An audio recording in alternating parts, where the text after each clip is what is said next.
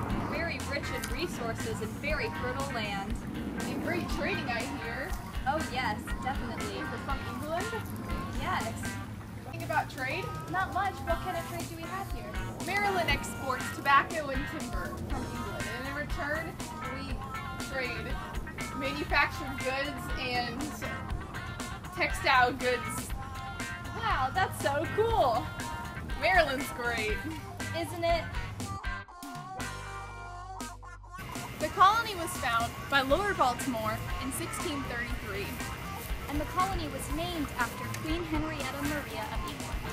The type of colony was proprietary. Did you know that? Yeah, and the major cities were Baltimore and Annapolis. In politics, they had all free men had the right to vote, unlike the women. Yes, and Maryland had the power to print money, create an army, and declare war.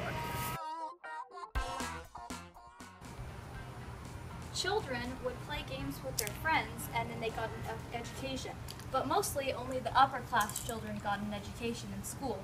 And then as they got older, the boys would continue with their education more advanced and girls would study their duties in the household. Don't forget about that it was only for white people. Oh yes. Women did all the domestic work around the house, including raising children and cleaning the house. What about the men?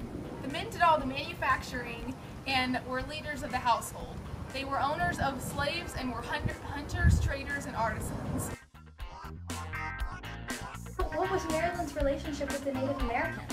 Native Americans welcomed the colonists with warm welcome hands. But then didn't King Charles decide to eliminate all of the Native Americans? Yes, the colonists were helped by the natives, making them make a strong economy, thriving for centuries. But then Maryland didn't return the favor and they pretty much destroyed the natives' way of life. But some of the other 13 colonies aren't worth settling in. First, New Jersey is the site to over 100 destructive battles. Number 2, in Georgia, they had many Spanish people who would attack them at any time, and this was because they were in present-day Florida. Third, New York was not suited for good agriculture and farming because of their climate. Number 4, Massachusetts had a religious persecution towards Quakers.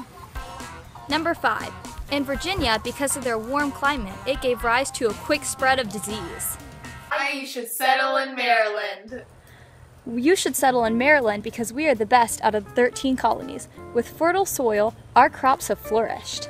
We have religious freedom under the Toleration Act of 1654. Lord Baltimore is the person that made us who we are today. Free men have the right to vote under proprietary terms. With resources and successful trading, our economy is extremely strong. In our colony, we have the power to print money, create an army, and declare war. Why wouldn't you want to settle in the land of merry things?